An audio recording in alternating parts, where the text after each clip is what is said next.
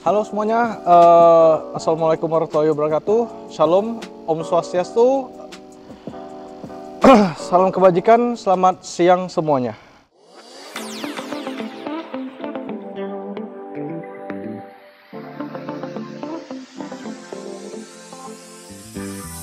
Sebagai pecinta otomotif, bukan mobil saja yang saya rawat, tapi saya juga melakukan perawatan terhadap muka saya. Dengan Mio Beautiful Serum ini memiliki fungsi 3-in-1, anti-aging, brightening, dan pore care.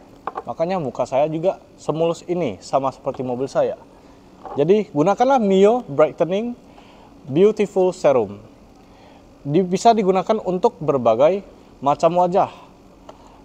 Dan tentunya produk ini sudah ada BPOM-nya, jadi bukan kaleng-kaleng lagi guys. Silahkan dibeli produk ini. Produk ini bisa kalian dapatkan melalui direct DM Instagram, toko hijau, toko kuning, dan pula Shopee. Jadi ya bisa dilihat dari sini, link akan kami tampilkan di bawah. Belanjalah di sini, Mio Beautiful Serum.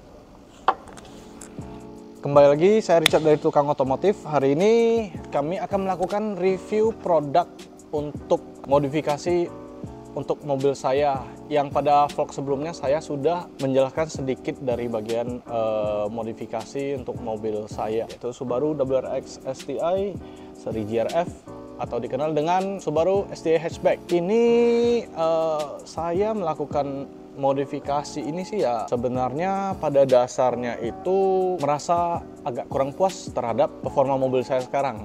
Tapi saya bukan mau ngincar kencang ataupun gimana, tapi malahan lebih ke durabilitas untuk mobil saya sih ya. Nah untuk currently untuk boost mobil saya ini cuman dapatnya di 1,35 bar high boostnya.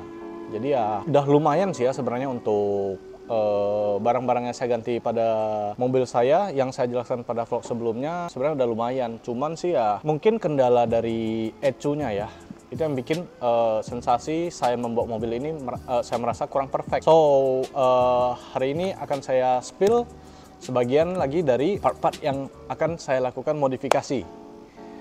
Oke. Nah dari yang paling simple ini saya sudah menyediakan serapnya untuk kopling atas dan kopling bawahnya untuk mobil saya ini, karena pada saat saya membeli mobil ini itu kan Matic ceritanya, dan setelah convert manual mobil saya itu memakai master kopling atas bawah yang saya dapatkan second. Jadi mungkin untuk siap-siap ataupun untuk saya prepare ini saya sediakan yang baru untuk biar nanti pas jebol siapa tahu ya bisa langsung saya gantikan tanpa saya inden-inden lagi, karena berhubung di Batam cukup susah mendapatkan barang Subaru ya, dan itu dipastikan harus inden. Oke, ini master kopling atasnya. Oke, mari kita lihat ya isinya kayak gimana.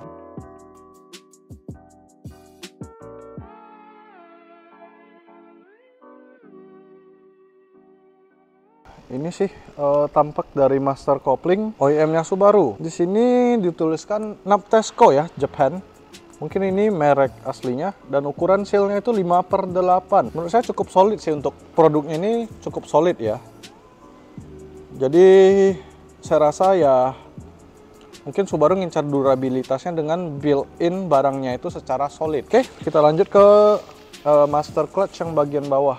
Sebenarnya kalau untuk master clutch saya sih lebih kemarin ada nyari-nyari sih apakah ada yang racing atau gimana, tetapi saya rasa yang OEM, yang original Subaru saya rasa udah cukup ya untuk dipakai untuk harian terutama. Jadi itulah yang buat saya untuk membeli dan memilih master clutch-nya yang OEM saja dibanding saya harus mencari yang racing. So ya dari kata bengkel langganan saya sih, katanya ya racing itu kejam. Jadi ya pada dasarnya ya bener. Sebenarnya nggak racing-racing kali sih mobilnya, cuman ya sayanya sendiri yang merasa kurang puas dan mungkin terlalu banyak sugesti ya sayanya. Itu yang bikin saya terus mencari part-part yang untuk menyempurnakan performa mobil saya ini. Oke, kembali ke master clutch yang bagian bawah. Kotaknya kecil ya, tapi beratnya saya rasa luar biasa sih untuk barang sekecil ini. Wow, dan dia dapat numbernya seperti ini sih bentuknya, hitam, tapi ya kurang nampak sih. Begitu sih bentuknya, secara garis kecilnya ya seperti ini. Cuman ya nanti sih akan langsung dipasangin ke mekanik karena saya kurang ngerti juga untuk pemasangannya gimana. Biasa saya langsung memberikan part-part ini kepada mekanik ataupun bengkel langganan saya untuk biar langsung dipasangkan. Oke, next akan ke injektor dari Detroit, dan ini udah saya beli dari 2 bulan yang lalu ya. Kebetulan saya beli mungkin sekitar 2 bulan yang lalu ya untuk injektor ini. Ya kapasitas injektor ini untuk 1000 cc sih, ya mungkin agak berlebihan ya, tapi ya saya tidak untuk nge-build horsepower saya setinggi atau gimana. Yang penting saya sih pengennya itu main torsi yang di bagian bawah itu lebih narik aja untuk mobil saya ini. Jadi produk DW ini pada dasarnya sudah cukup terkenal ya di dunia otomotif ya, terutama untuk barang-barang performance. Mungkin masih ada produk yang masih di atas ini, cuman kebetulan yang di Indonesia ready-nya ini. Ini penampakan barangnya, dan ini untuk kapasitas 1000 cc. Menurut saya ini solid sekali sih untuk bahannya ya dibanding ke yang stok. Tapi stok memang udah cukup. Cuman ini karena saya merasa kurang puas untuk kinerja mobil saya ini, jadi saya up untuk di bagian injektornya juga. Jadi ya biar sekali jalan sih kalau dari pertimbangan saya ya, daripada nanti saya tidak ganti injektor tapi yang lain-lainnya sudah saya ganti, itu bakal membuat sibuk mekanik lagi. Karena untuk membongkar injektornya itu juga saya rasa membutuhkan waktu yang cukup lama untuk pengerjaannya ya. Jadi tujuannya ini ya durabilitas yang saya incar, dan juga torsi awal. Paling ya pengennya sih ya gigi 1, 2, 3, 4 itu mungkin agak terasa dia punya kencengnya gitu. Tapi ya selebihnya sih ya biasa-biasa aja sih. Cuman ya di Batam jalannya juga minim ya untuk jalan-jalan lurus. Jadi ya paling pas jalan-jalan kosong aja untuk coba dipacu mobilnya. Tapi ya bukan untuk balap-balapan sih. Oke. Berikutnya ini untuk dari produk dari Perrin, ini alternator puli. Oke, mari kita lihat isinya seperti apa. Untuk barang sekecil ini kotaknya luar biasa besar ya. Memang ya ini bukan pertama kali sih saya membeli barang dari Perrin, dan kotaknya selalu jauh lebih besar dari barangnya. Nah, ini barangnya cuma sekecil ini. Jadi dari Perrin ini saya milih produk dari Perrin ini karena finishingnya ya. Saya suka dari finishingnya dan juga dari kualitasnya. Itu barang dari cat, dari kualitas ini kerasa banget ini barang solid. Sebenarnya ini ya fashion aja ya, kalau untuk tambah kenceng tambah apa ya enggak. Cuman ini fashion aja, dan dia sedikit lightweight dibanding puli aslinya. Mudah-mudahan sih lebih durable ya, mudah-mudahan ya. Tapi ya pastinya sih yang paling durable saya rasa tetap yang aslinya bawaan dari Subaru. Jadi nanti akan ada videonya aku POV untuk masing-masing barangnya. Jadi ya ini saya menjelaskan dulu secara briefly untuk barang-barang yang akan saya gantikan sesi berikutnya pada janjian di bengkel nanti. Next barang ini crank pulley khusus untuk EJ engines. Kayaknya ini compatible untuk semua jenis engine-nya EJ. Ringan sih ya. Tapi nggak tahu sih, cuman dari finishingnya juga sama, bagus. Dia solid, dan dari warnanya saya juga mencoba untuk matchingkan untuk engine bay mobil saya. So, pada dasarnya saya cukup suka pada produk Perrin ini ya. Cakep, dan catnya dia mau bilang dari kemarin saya beli kayaknya udah setahunan sih untuk barang-barang kayak cover-cover radiator. Sampai sekarang masih belum memudar, jadi masih warnanya itu masih terjaga sampai sekarang. So ya, basically what you buy is what you get. Beda dengan nggak salah saya pernah melihat yang merek-merek knockoff dari China ya. Kalau tidak salah saya mereknya itu DQL ya. Nah, itu pernah teman saya pakai sih. Untuk kurang dari setahun dia sudah sedikit memudar.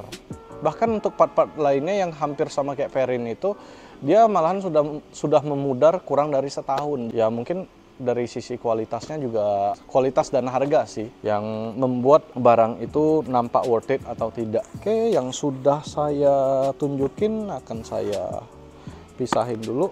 Oke, next dari ini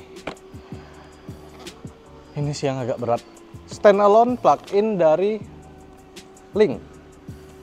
Sebenarnya sih saya kemarin pengennya itu seri G4X Fury, kebetulan tidak ada ready di Indonesia, dan ini saya beli di Tokopedia, tepatnya di Engine Plus, dimana saya membeli injektor juga di toko itu. So cukup bagus sih untuk dari packagingnya, nampak kali profesionalnya, dan juga untuk barangnya sih ya cuman sebuah PCBA yang kecil seperti ini.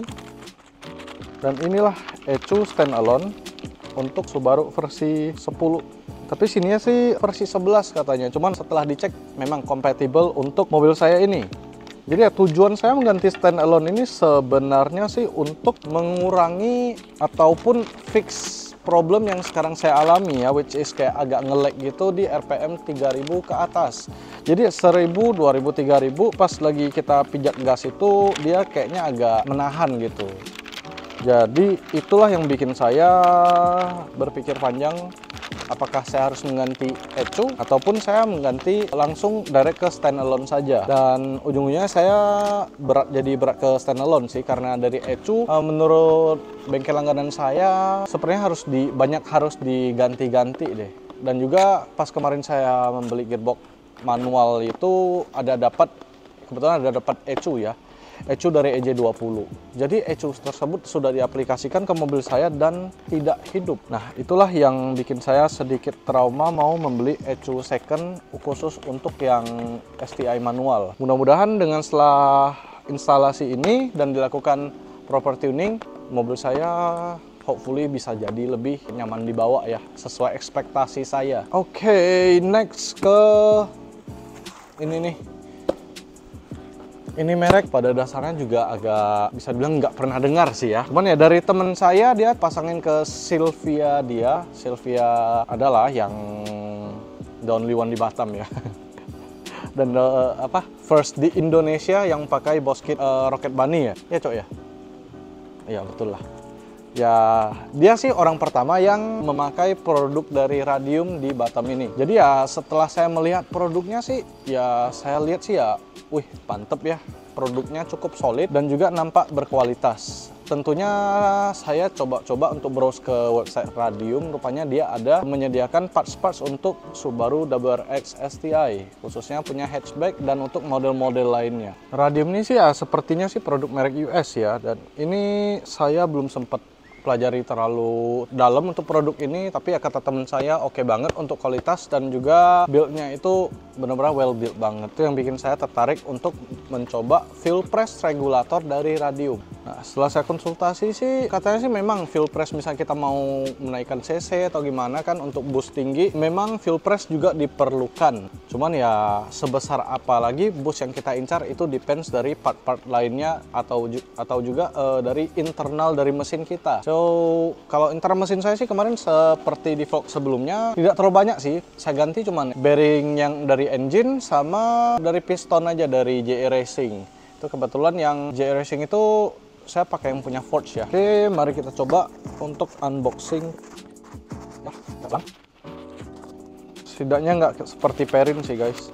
Oh, ini kita dapat installation kitnya ya, seperti baut-bautnya, klem atau dia punya konektor-konektornya ini ya. Bagus sih ya, beneran bagus. Jadi ya dari fuel press regulator Radium ini ya, ini sini ada di bagian ini depan atau belakang sih, ya nggak tahu sih. Ini ada 3 lubang dan belakangnya ada 2, dan finishingnya itu ya biasa ada warna hijau sama hitam. Saya memilih yang warna hijau ya biar ada nampak ciri khasnya dari Radium. Ya, Radium itu dia cenderung produknya memiliki ciri khas yaitu berbentuk warna. Hijaunya itu hijau kayak hijau anodized gitu ya. Jadi ya hopefully ini juga bisa membantu untuk perbaiki kinerja mobil saya untuk bisa jadi lebih sempurna. Next, di dalamnya ada satu lagi. Ini apa lagi? Ini lupa saya. Oh, ini pressure gauge dari Radium. Mini banget, tapi ya sebenarnya sih nggak usah besar-besar banget ya untuk gauge-nya ini soalnya ya untuk saya yang awam pun saya tidak ngerti, malahan mungkin saya harus banyak belajar lagi. Nah, seperti ini, kecil banget. kurang dari sejengkal malah.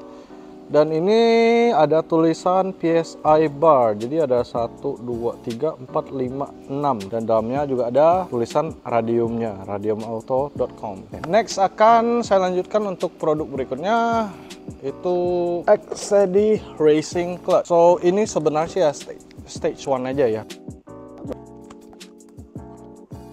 Berat banget ya. Nggak banget sih ya, cukup berat lah. Sepertinya sih ya satu set ya. Nah ini XCD Racing Clutch. Ini sih yang stage 1 ya yang saya beli. Dari saran mekanik sih sama bengkel langganan saya, stage 1 ini sebenarnya cukup berat untuk di kaki. Tapi ya nggak tahu sih, banyak dari testimoni teman-teman lainnya katanya bilang enggak juga. Tapi ya depends power kita nginjak tuh gimana. Jadi masing-masing orang tuh cara bawa mobil, gaya bawa mobilnya itu berbeda-beda. Jadi ya tidak bisa dibilang apakah itu berat atau itu ringan. Tapi ya untuk mobil saya sekarang ini itu jauh lebih ringan dibanding mobil-mobil orang. Karena saya tidak memakai kampas kopling yang aslinya. Jadi ya saya pakai yang punya mobil lainnya. Ya itu ya dari hasil penelitian dari bengkel langganan saya. Dia yang memberikan saya masukan untuk ganti kampas kopling atas request dia. Jadi supaya pedal kopling itu ringan, karena berhubung saya kan masih belum bisa manual setelah pas mobil saya itu lagi diganti transmisinya ya. Jadi ya di saat itu dia menawarkan untuk menggantikan kampas kopling substitusi supaya kinerja kampas kopling saya itu bisa lebih ringan. Oke, next untuk clutch-nya. Berat banget ya. Berbeda dengan mataharinya. Made in Japan juga ya guys. Jadi ya sebenarnya sih saya pakai kampas kopling yang sekarang ini mataharinya matahari yang stok sih. Cuman pas saya melakukan akselerasi yang spontan sering terjadi slip. Tapi ya apakah gara-gara kaki saya sendiri atau gimana saya kurang tahu. Tapi ya dari teman saya bawa pun mobil saya mengalami slip pada saat akselerasi dadakan. Nah inilah yang bikin kenapa saya mau mencoba mengganti kampas kopling dan matahari sekalian. Jadi ya untuk memperbaiki kendala slip dari mobil saya ini. Banyak banget kardusnya, gila. Oke, lanjut ke last 2 produk lagi ya. Ini coba tebak ini barang apa. Kotaknya sih ya splendid banget untuk cara packingnya, dan besar barangnya itu ya seperti seolah-olah barang ini besar dan gede banget. Ya ini cuman air oil separator dari Perrin. Oke, apa yang kita dapatkan sini ada selang-selang. Dan ini ada karton-karton pelindung, manual book, dan juga ini air oil separator dari Perrin. Ini installation toolkitnya itu lengkap banget, dari cable T, dari konektornya, dari baut-baut sampai ke kunci, lengkap semua mereka. Jadi pada dasarnya kenapa saya milih produk air oil separator dari Perrin itu ya korban YouTube juga sih ya. Cuman ya menurut review orang-orang sih air oil separator dan oil catch tank itu kinerjanya sama, tetapi lebih maksimalnya di air oil separator. Menurut review sih jangkauannya lebih luas, bukan cuma menampung oli gitu. Jadi saya mencoba mencari brand-brand lainnya yang bisa support ke Subaru saya. Kemarin sebenarnya ada 2 opsi sih, Perrin dan Radium, tapi ya saya melihat yang Perrin sih ya agak bagus ya finishingnya dibanding yang Radium yang seperti fuel press regulator saya tadi.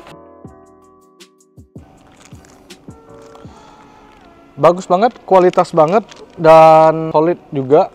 Sama seperti bahan-bahan yang digunakan pada produk yang sebelumnya, Perrin memang mengutamakan kualitas juga ya, dan finishing barangnya. Memang harganya agak tinggi, cuman ya saya rasa worth it untuk dicoba. Tapi ya jadinya konsep mobil ini jadi agak berantakan. Nggak semuanya itu yang dari Japan semua, nggak jadi M lagi. Jadi ada kebanyakan sih ya, ini udah masuk ya kategori SDM ya. Karena Perrin, Radium semuanya buatan Amerika juga. Tapi ya I don't care sih.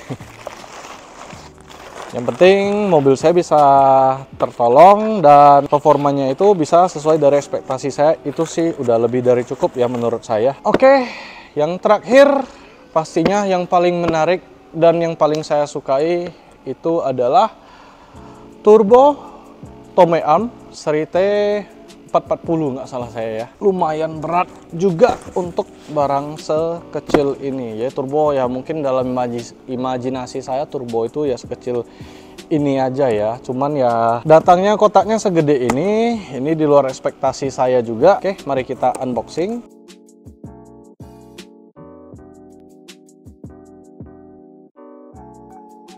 Turbonya, oke, harus hati-hati banget ini saya ambilnya. Soalnya nggak murah saya belinya. Oke, ini akan saya letak di bawah dulu biar teman-teman bisa melihat produknya secara detail dan jelas. Seperti inilah look dari Tomei Arm. Ini dari serinya sini T440M untuk EJ. Jadi kenapa saya memilih Tomei ini ya, sebenarnya sih ya dari price wise ya. Karena dari harga turbo, saya banyak comparison sebelumnya. Sebenarnya sih saya ada stok turbo 2 biji, satu yang saya pakai jadi VF48 dan satu lagi spare VF48 juga untuk antisipasi turbo saya jebol. Soalnya mobil ini saya beli kan mungkin udah 10-an, mobil ini sudah terpakai 10-an tahun, bukan saya pakai 10-an tahun. Cuman mobil ini sudah terpakai sekitar 10 tahun lebih, jadi saya takutnya itu ada kerusakan pada turbonya. Itu yang bikin saya membeli spare turbo untuk antisipasi biar turbo saya itu pas rusak mobil tidak keduduk lama. Tapi ya takutnya sih turbo yang VF481 lagi yang saya beli itu saya takutnya juga bermasalah juga ya, karena kata mekanik masih bisa digunakan, takutnya tidak untuk jangka waktu yang lama. Katanya karena kaki saya sih agak termasuk kategori kaki rewel yang suka ngegas mobil nanti ada rusak sana sini. Jadi ya saya coba nabung untuk membeli turbo yang baru saja. Jadi ya terbelilah Tomei ini. Sebenarnya sih ya pengennya sih ya Garrett sih. Cuman kebelinya cuman popcornnya doang, turbonya nggak dapet. Jadi saya pilih turbo Tomei Arm T440M ini untuk mencoba ke mobil saya ini. Jadi ya dari finishingnya kita bisa lihat nanti saya akan memberikan POV untuk semua barang-barang yang akan saya aplikasikan berikutnya ke mobil saya. Kalau menurut saya sih ini untuk finishingnya ya luar biasa banget ya, bisa dilihat guys. Jadi dari barangnya ini turbo saya sepertinya hampir kurang lebih besarnya hampir sama seperti ini. Cuma ini lebih besar dikit ya, dan kalau untuk masalah berat, ini berat banget sih kalau untuk ukuran turbo sekecil ini ya. Ini mau dibilang turbo besar tidak, cuman katanya Tomei bisa klaim kalau tidak salah saya ya untuk entah 400-an atau 500-an horsepower. Tapi ya saya tidak mengarah ke sana. Yang penting saya maunya itu boost saya cepat naik, itu saja sih. Jadi ya tarikan berat di awalnya itu udah hilang, tertolong dari turbo dan juga dari standalone saya. Mungkin untuk sekian vlog dari saya hari ini.